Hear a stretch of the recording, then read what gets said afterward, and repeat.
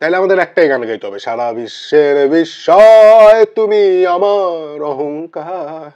দেখেন আপনারা প্রথমে আমি একটা জিনিস দেখাই, এইটা।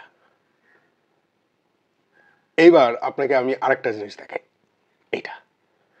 ও না, এলাঙ্গানা সরি, এইটা।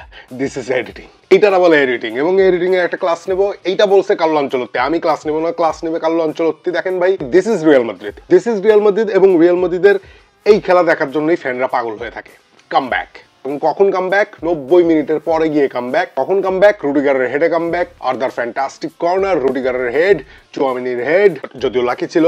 ভিনিজিনিয়াসের 2টা অ্যাসিস্ট, প্রথম যেটা ছিল সেটা তোমার ক্লাস। এরকম আমরা আরেকটাও দেখছি, লাস্ট কবে জানি দেখছি, চ্যাম্পিয়ন্স লিগই সম্ভবত, ঠিক মনে পড়তেছে না, বাট প্রায় সেম। ওটা বেলিংহামের জন্য ছিল, এটা এনরিকের জন্য। এবং এনরিক কি কামলি, কি সাহসী একটা ছেলে হইলে এটা হইতে পারে। প্রোঅ্যাক্টিভ এবং মোটেও শাই না, চিপ করে দিছে গোলকিপারের উপর দিয়ে, আবারও বাপায়। এবং কোপা দেল রেতে এনরিকের যে স্ট্যাটস, ব্রিলিয়ান্ট স্ট্যাটস ভাই, ব্রিলিয়ান্ট। আমি গতকালকে প্রিভিউ ভিডিওতে বলতেছিলাম যে সোসিয়েদাদের সাথে ম্যাচ মানে সেই এনরিকের কথাটাই আমার মনে পড়বে। গতকালকের ম্যাচে কি হইলো? গতকালকের ম্যাচে যেটা হইছে, কামব্যাক হইছে, রিয়াল মাদ্রিদ ফাইনালে চলে গেছে।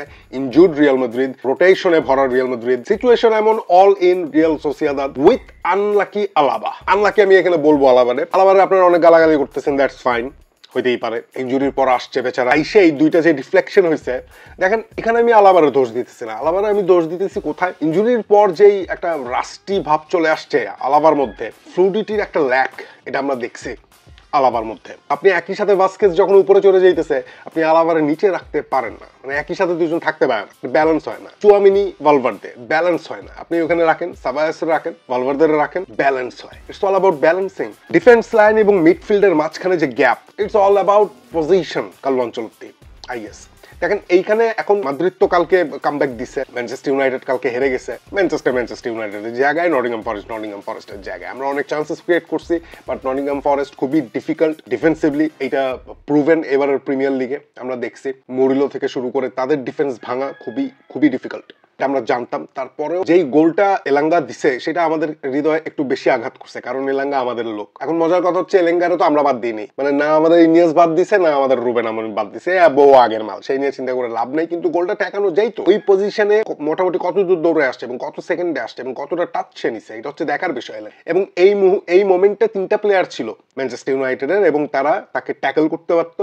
গার্নাচো ট্রাই করতেছিল, কিন্তু স্ট্রেংথের জন্য পারেনি। তো এলাঙ্গা এখানেই তার গতি, তার স্ট্রেংথ, মাথা সোজা রাখা, পজিশন বোঝা, যেখানে ডরগুলো উচিত ছিল ওখানে ফালায় দেওয়া, কিন্তু সেটা করে নাই। ওনার পজিশন নিয়েও আমার প্রবলেম আছে। সে গোল পোস্টের কোথায় দাঁড়ায় ছিল উই ডোন্ট নো। হাতের নিচ দিয়ে কোনো বল সেটাকে দেওয়া না। ম্যানচেস্টার ইউনাইটেডের বিষয় ভিন্ন। এই স্ট্যাটস আপনারা দেখতেছেন ম্যানচেস্টার ইউনাইটেডের, ওইটাও এমনই। নটিংহাম ফরেস্ট ওটাই খেলে, তাদের পজিশন দরকার হয় না। পজিশন আপনি নিতে থাকেন সারা ম্যাচে, আমরা শেষের দিকেও দেখছি সব বল সব রোটেট করতেছিল, ঘুরাইতেছিল।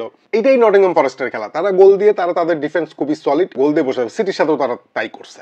এখন রিয়াল মাদ্রিদের কথায় আসে। রিয়াল মাদ্রিদের ব্যাপারটা হচ্ছে আমার এমন, দেখেন ভাই, কামব্যাক তো হয়ে গেছে, ফাইনালে তো উঠে গেছে, এখন যাবে হচ্ছে হয় আতলেটিকো, নেলে বার্সেলোনা। আমরা ধরে নিচ্ছি এখানে বার্সেলোনা, আমরা ধরে নিচ্ছি আবার একটা এল ক্লাসিকো। এখন ব্যাপার হচ্ছে, এই ধরনের ফুটবল খেলে আপনি রিয়াল মাদ্রিদকে কত দূর দেখতে চান বা কত দূর দেখতে পারেন?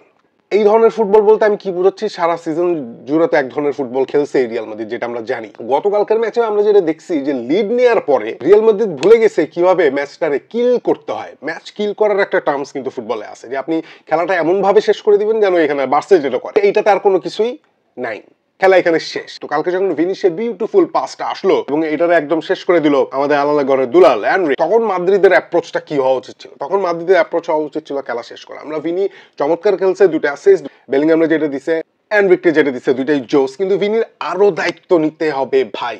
এই সিজনে রিয়াল মাদ্রিদের আসলে কোনো ক্ষমা নাই।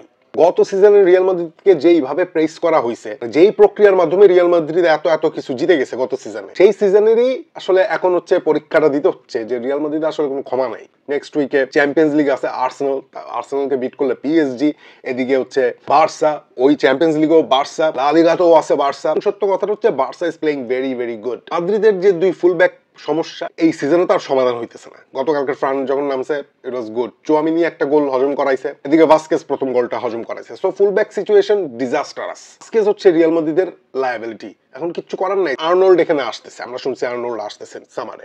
আর্নল্ডের অনেক গুণাবলী থাকতে পারে, he is a world class player, no doubt. Defensively kind of Vasquez এবং এখানে আমার সমস্যাটা অফেন্সিভলি হইতে পারে মিডফিল্ড থেকে সে হইতে পারে থার্ড ব্যাক হয়ে সে ক্রুজের রোলটাই প্লে করতে পারে ফ্রম দ্য রাইট সাইড অনেক অ্যাপ্লিকেশন আপনাকে দেবে vertical application passes through ball control করা মিডফিল্ডটা যখন সাবায়োস ওখানে আছে সমস্যাটা হচ্ছে 4টা গোল কনসিড করা এটা নিয়ে ভাবতে হবে এখন রিয়াল মাদ্রিদকে সবকিছু এখন ক্লোজ হয়ে আসছে কোনো কিছু ভাববার সময় নাই কালো অঞ্চলতে এটা বলতেছে কোনো কিছু ভাববার সময় নাই মুভ অন কেমন খেলছি কি করছি ইটস নট ইম্পর্টেন্ট ম্যাচ বের হয়ে গেছে কিন্তু ইম্পর্টেন্ট কোনটা 90 মিনিটের মধ্যে 4টা গোল কনসিড করছে রিয়াল মাদ্রিদ এবং রিয়াল মাদ্রিদকে ম্যাচটা জিততে হইলে 14 না 15 মিনিটে গিয়ে রুডিগারের হেডারটা এক্সস্টেড হয়ে গেছে প্লেয়াররা রিয়াল মাদ্রিদ এমনি কমপ্লেন করতেছিল যে ম্যাচের পরে কতটা বিরতির দরকার সেখানে লা লিগার কোনো দলই আসলে রিয়াল মাদ্রিদকে সাপোর্ট করে না এবং এটার জন্য সব দলকেই ভুগতে হবে রিয়াল মাদ্রিদকে একা না রিয়াল মাদ্রিদ এখানে দেখেন বেলিংহাম ফুল মিনিটস খেলছে ভালভার্দে ফুল মিনিটস খেলছে এই যে লম্বা ম্যাচটা গেল যে ম্যাচটা আরো আগে শেষ করে দেওয়া যাইতো সেটা আলাবার ভুল হোক বা আলাদার ব্যাড লাক হোক এক্সস্টেড হয়ে যায় প্লেয়াররা এক্সস্টেড হয়ে যায় ফিজিক্যাল খেলা তো খেলা মেন্টাল বটেই কিন্তু ফিজিক্যালিটি আপনার শরীর কানেক্টেড আর্সেনাল আমার কাছে ঠিক অতটা চ্যালেঞ্জিং মনে হইতেছে না রিয়াল মাদ্রিদের জন্য যদিও সেট পিসেস গুলা রিয়াল মাদ্রিদ কিভাবে সামলাবে we actually don't know Arsenal set পিসে ফ্যান্টাস্টিক অর্গানাইজ টিম অনেক রিয়াল মাদ্রিদ যেটা দেখা গেছে কালকের ম্যাচও যে রিয়াল মাদ্রিদ কম্প্যাক্ট না এলোমেলো হয়ে যায় কখন যেন এলোমেলো হয়ে যায় সেখান থেকে স্বস্তির বিষয় হচ্ছে যে ভাই কোপা দেল রে ফাইনালে রিয়াল মাদ্রিদ চলে গেছে অস্বস্তির বিষয় হচ্ছে যে ফাইনালে এখন কি আসতে যাইতেছে এবং আপনি এই ধরনের খেলা খেলে আবারও যদি টাইটেল নেন তাহলে এটা তো বিস্ময়ের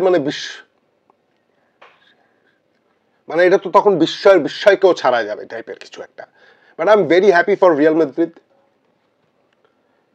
but I'm very happy for Real Madrid and very happy for Manchester United also কারণ আমরা আমাদের পজিশনটা জানি এক্সপেকটেশন লেভেলটা নামাই নিয়ে আসছি আমরা খেলতেছি নটিংহাম ফরেস্ট 3 নম্বর পজিশনে আছে প্রিমিয়ার লিগের এখন আর ওই সিচুয়েশন নাই যে এখন নটিংহাম ফরেস্টের সাথে 1-0 গোলে হেরে গেলে আমরা এখন কান্নাকাটি করবো ইট ওয়াজ গুড ওই গোল আটকানোর দরকার ছিল করা যাইতো শেষে আমরা অনেক কিছু চেষ্টাও করছি আমরা লাস্ট স্ট্রাইকার ম্যাগেরোও নামাইছি বল বারে লাগছে নানান কিছু হয়েছে কিন্তু আমরা ম্যাচ বের করতে পারিনি আমরা আমাদের জায়গায় আছি রিয়াল মাদ্রিদ কোপা দেলে চলে গেছে কংগ্রাচুলেশনস রিয়াল মাদ্রিদ সামনে আরো বড় বড় ডিফিকাল্টিজ এর মুখে পড়তে যাইতেছে রিয়াল মাদ্রিদ আমরা সেগুলো নিয়ে কথা বলবো আজকে এই পর্যন্তই কংগ্রাচুলেশনস রিয়াল মাদ্রিদ এই সিজনটা যেভাবে হোক পার করতে হবে এবং এই সিজনটা যদি আমরা যেভাবে চাইতেছি সেভাবে পার হয় তাহলে আমাদের একটাই গান গাইতে হবে সারা বিশ্বের বিস্ময় তুমি আমার অহংকার